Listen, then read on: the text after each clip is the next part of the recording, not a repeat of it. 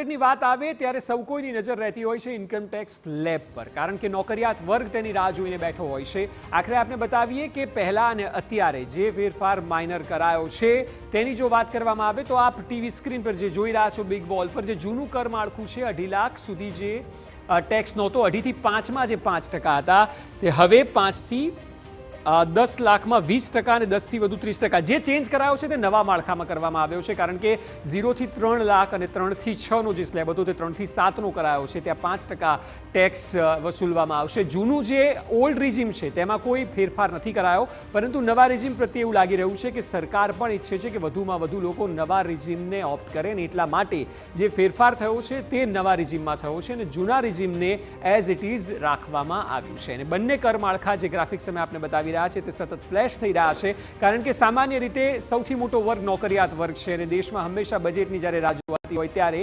સામાન્ય નોકરિયાત વર્ગને થતું હોય છે કે તેને કેટલી રાહત મળશે, અને એટલા માટે ટેક્સેશન સિસ્ટમને જાણવી અને સમજવી ખૂબ જરૂરી છે. જો કે અલગ અલગ મુદ્દાઓની આપણે વાત કરવાના છીએ, જેમાં તમામ મુદ્દાને આવરી લઈશું, કારણ કે કૃષિ ક્ષેત્રની વાત હોય, યુવાઓની વાત હોય, મહિલાઓની વાત હોય, અલગ અલગ સેક્ટર જેમ કે મેન્યુફેક્ચરિંગ છે, ઇન્ફ્રાસ્ટ્રક્ચર છે, એ સિવાય મેડિકલ છે, એજ્યુકેશન છે, એમાં સરકાર કેટલી કટિબદ્ધ જણાઈ રહી છે તેનો રોડમેપ પણ સરકાર દ્વારા આપવામાં આવ્યો છે. જોકે ચર્ચાને આગળ વધારીશું. જે પ્રકારે આજે જાહેરાત થઈ છે તે વિષય પર વધુ વાત કરવા માટે સ્ટુડિયોમાં મારી સાથે ઉપસ્થિત છે ભારતીય જનતા પાર્ટીના નેતા જૈનિકભાઈ વકીલ, એ સિવાય કોંગ્રેસના નેતા મનીષભાઈ દોશી, પોલિટિકલ એનાલિસ્ટ અજય ઉમર થોડી વારમાં જોડાશે, પરંતુ એસોચેમના પ્રેસિડેન્ટ ચિંતન ઠાકર પણ આપણી સાથે ઉપસ્થિત છે. એ સિવાય ડૉક્ટર નીરવ પટેલ આપણી સાથે છે, જે મેડિકલ ક્ષેત્ર પર વાત કરશે, પ્રોફેસર ઉત્સવ ભટ્ટ કે જેઓ એજ્યુકેશન પર વાત કરશે, ટેક્સ કન્સલ્ટન્ટ CA હર્ષ મહેતા આપણી સાથે છે,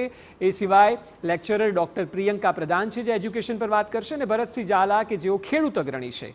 બિલ્ડર એસોસિએશન અને સેક્રેટરી ક્રેડાઈ નિલય પટેલ આપણી સાથે છે, એ રિયલ એસ્ટેટ પર વાત કરશે. સિવાય બેંક એમ્પ્લોઈઝ એસોસિએશનના અજયભાઈ બદાણી, આપ તમામનું સ્વાગત છે.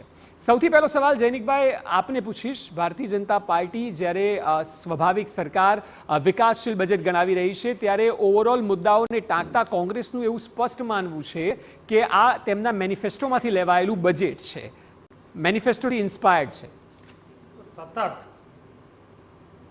જે પ્રો ગ્રોથ અને પ્રો એમ્પ્લોયમેન્ટ આ બજેટ છે. વિશ્વની જે ફાસ્ટેસ્ટ ગ્રોઈંગ ઇકોનોમી છે ભારત, એમાં જે આજે નાણામંત્રી નિર્મલાજીએ જે સળંગ સાતમું બજેટ રજૂ કર્યું છે, એ બજેટમાં તમે ગ્રોથની વાત કરો તો કેપેક્સ 11.11 લાખ કરોડ જેટલું, એટલે કે લગભગ GDPના 3.2% જેટલું, અને તેની સાથે સાથે કેપેક્સની સાથે સાથે રિયલ એસ્ટેટ સેક્ટરમાં લગભગ 3 કરોડ જેટલા ઘરો, એટલે કે 10 લાખ કરોડની જોગવાઈ કરી અને અર્બન પુઅરને ઘર આપવાની વાત કરવામાં આવી છે. પ્રો એમ્પ્લોયમેન્ટ કઈ રીતે કહેવાય તો જે મુદ્રા યોજના છે, એ મુદ્રા યોજનામાં 10 લાખથી વધારીને 20 લાખની લિમિટ કરવામાં આવી છે. આ ઉપરાંત ઘણી બધી different type of skilling program આ બજેટમાં રજૂ કરવામાં આવ્યા છે. અને જે MSME છે, MSME માટે ઘણા બધા પ્રાવધાનો કરવામાં આવ્યા છે. ખાસ કરીને MSMEને ક્રેડિટ, જે સ્ટ્રેસ્ડ MSME છે એને ક્રેડિટ આપવા માટેની આ બજેટમાં વાત કરવામાં આવી છે. મેક્રો ઇકોનોમિક ફંડામેન્ટલ એ આ બજેટમાં ખાસ ધ્યાન રાખવામાં આવ્યું છે, જેમ કે ફિસ્કલ ડેફિસિટ, જે આખા મેક્રો ઇકોનોમિક ફંડામેન્ટલ છેલ્લા 10 વર્ષથી જે સ્ટેબિલાઇઝ કર્યા છે, એમાં ખાસ કરીને ફિસ્કલ ડેફિસિટ 4.9 જેટલી અત્યારના બજેટમાં પ્રાવધાન કરવામાં આવ્યું છે, અને આગામી વર્ષોમાં એ ઘટાડીને 4.5 કરશે. આનો સીધો મતલબ એ થાય છે કે ઇન્ફ્લેશન પણ બિલકુલ કંટ્રોલમાં આવશે. જોડે જોડે જે બીજા મેક્રો ફંડામેન્ટલ ઇકોનોમિક છે, કે જેમ કે ઓવરઓલ આપણે જોઈએ તો GDP રેશિયો લગભગ 7% જેટલો GDP થવાનો છે. અને આ બધું જોતાં આપણે અત્યારે જોઈએ કે જે બેન્કોની અને કોર્પોરેટ કંપનીઓની બેલેન્સ શીટ છે એ એકદમ સ્ટ્રોંગ દેખાય છે. અને હજી તો જે રિફોર્મ્સ છેલ્લા 10 વર્ષમાં થયા છે, એમાં GST હોય કે IBC હોય, એ રિફોર્મ્સ હજી પ્રીમેચ્યોર સ્ટેજ ઉપર હતા. આપ જે મુદ્દાઓ કહી રહ્યા છો કે આવનારા સમયમાં પણ જે સરકારનું વિઝન છે, તો મનીષભાઈ મારે સવાલ આપને પૂછવો છે કે કોંગ્રેસ આને કેમ કોંગ્રેસ પ્રેરિત બજેટ કહી રહી છે? એવા કયા મુદ્દાઓ છે આપને લાગે છે કે આપના મેનિફેસ્ટોમાંથી લીધા? જે રીતે આજનું બજેટ રજૂ થયું, અગાઉના બજેટની આખી સિરીઝ જુઓ, દરેક વખતે નવા સૂત્ર, નવી વાત. આ વખતે સ્કિલ ઇન્ડિયા, સ્ટાર્ટઅપ ઇન્ડિયા એક બાજુ મુકાઈ ગયા, બીજી વાત કરવામાં નવી વાત આવી. હવે નવી વાતમાં પાછું એનાથી નવું આવ્યું કે અમે આપશું.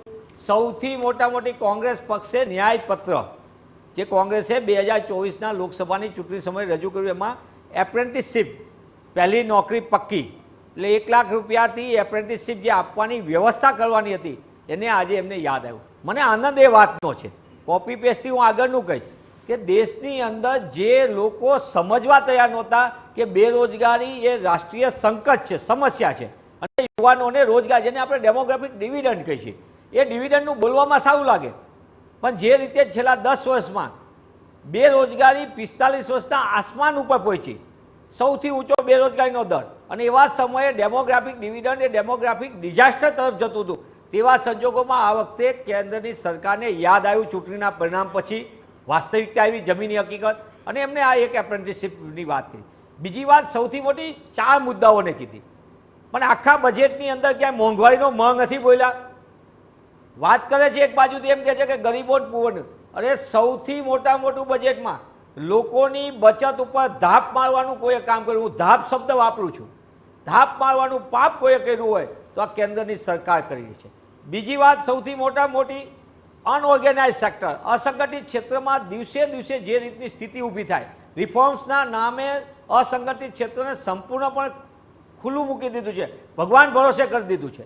એક તરફ દેવાની સતત વધતી જતી સ્થિતિ, મોટા આંકડા, ગુલાબી પિક્ચર રજૂ કરવાનું, પણ જમીની હકીકત ઉપર જોઈએ તો નથી એક પણ જૂની યોજનાની રિપીટેશનમાં બોલ્યા, કારણ કે જૂની યોજનાનો હિસાબ આપી શકે એમ નથી. ખેડૂત અને ખેતી માટેની વાત આવી, પણ હકીકત એ છે કે ખેડૂત અને ખેતીમાં આપણે જો ડેટા જોઈએ ભારત સરકારના જ પોતાના, તો ખેત મજદૂરોની સંખ્યા વધતી જાય છે, ખેતીની જમીન ઘટતી જાય છે. જી મનીષભાઈ, જે આપ વાત કરી રહ્યા છો જે પડકારોની વાત છે, પરંતુ જ્યારે અન્ય મહેમાનો પણ છે, ચિંતનભાઈ આપને એ પૂછીશ કે આપ ઓવરઓલ બજેટને કઈ રીતે જોઈ રહ્યા છો? શું ઇન્ક્લુઝિવ ઓફ ઓલ સેક્ટર્સ, અને આપને લાગે છે આ પોઝિટિવ બજેટ છે? વેલ, જો આપણે કોર્પોરેટની વાત કરીએ, એઝ અ એસોચેમ અમારે 4.25 લાખ MSME અમારી સાથે જોડાયેલા છે, અને મેન્યુફેક્ચરિંગ સેક્ટર પણ જોડાયેલું છે. તો આપણે ગત બધા વર્ષોમાં વાત કરી કે ઇન્ડિયા ચાઇના પ્લસનું ઓલ્ટરનેટ ઇન્ડિયા છે, અને ઇન્ડિયામાં આપણે હવે everyone is looking towards India for investment.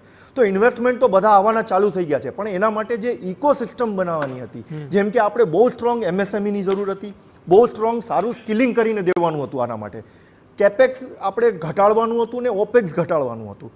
Social infrastructure અને ઇન્ટિગ્રેટેડ પાર્ક અને રિસર્ચ ડેવલપમેન્ટ, આ અમારા કોર ઇશ્યુઝ હતા કે ઇન્ડિયામાં બહારથી ઇન્વેસ્ટર તો આવી જશે, પણ ઇન્વેસ્ટરને મેન્યુફેક્ચરિંગ માટે જે ઇકોસિસ્ટમ જોશે એ અવેલેબલ થશે કે નહીં થાય. તો આ વખતે બજેટમાં બધા જ બોક્સ ઉપર ટીક થઈ ગયા છે. MSMEમાં સારામાં સારું ક્રેડિટ લિંકેજ આપી દીધું, સ્ટ્રેસ ટાઈમે એ લોકોને ફંડિંગની વ્યવસ્થા કરી આપી, સ્કિલિંગ માટે ઇન્ટર્નશીપ 15,000 રૂપિયા ફર્સ્ટ ટાઈમ એમ્પ્લોયમેન્ટવાળાને જે આપ્યા છે, એ એક રિફોર્મ છે બહુ મોટું, અને EPFનું કોન્ટ્રીબ્યુશન જે છે એ પણ ખૂબ મોટી વસ્તુ છે. સો પુટ ટુગેધર જે ઇન્ડિયાને મેક ઇન ઇન્ડિયા તમારે જો સક્સેસ કરવા માટે જે જોતું હતું એ બધી જ વસ્તુના બોક્સ ઉપર ટીક થયેલા છે. માટે અમે as a MSME, as a manufacturing ખૂબ ખુશ છીએ. બિલકુલ, આપ આપની વાત રાખી. હર્ષભાઈ, હું આપને પૂછવા માંગીશ, CA તરીકે જ્યારે આપ ટેક્સની વાત કરો છો, શું એવું લાગે છે કે સરકાર જે છે તે નવા રિજીમ પ્રત્યે કટિબદ્ધ છે, કારણ કે નવા રિજીમમાં જ ફેરફાર છે, જૂનાને એઝ ઇટ ઇઝ રખાયું છે? આપનું શું માનવું છે? જ્યારે ગવર્મેન્ટે 2 ઓપ્શન ઇન્ટ્રોડ્યુસ કર્યા, નવા રિઝિમ અને જૂનું રિઝિમ, તો ગવર્મેન્ટનું ફોકસ બટ ઓબ્વિયસ નવા રિઝિમ પ્રત્યે હતું, બિકોઝ હવે ઇન્વેસ્ટમેન્ટ કરતાં માર્કેટમાં વધારે પૈસા આવે એવું ગવર્મેન્ટનું ફોકસ છે, જેનાથી ઇન્ડિયન ઇકોનોમીનો ગ્રોથ થાય. ફિક્સ ડિપોઝિટ થઈ અને એ ફંડિંગ થતું હતું એ લાર્જ સેક્ટર અને મિડ સાઇઝ કંપનીને થતું હતું. MSMEને ફોકસ કરવા માટે IPOમાં જવી હોય જે કંપનીને, તો રિટેલ ઇન્વેસ્ટર IPOમાં પાર્ટિસિપેટ કરે એ એંગલથી નવા ટેક્સ રિઝિમને ફોકસ કરાયું છે. અને મિડલ ક્લાસ ફેમિલી માટે આ નવું ટેક્સ રિઝિમ બહુ સારું છે, જેમાં ડિફરન્ટ સ્લેબ આપવામાં આવે છે. જે પહેલાં 3 સ્લેબ જ હતા, હવે ટોટલ 6 સ્લેબ થઈ ગયા છે. તો ડિપેન્ડ ઓન માય ઇન્કમ મારું ટેક્સ એટલું લાગશે. સો પોઝિટિવ આઉટકમ છે આ ટેક્સ રિઝિમનું. બિલકુલ. ભરતભાઈ,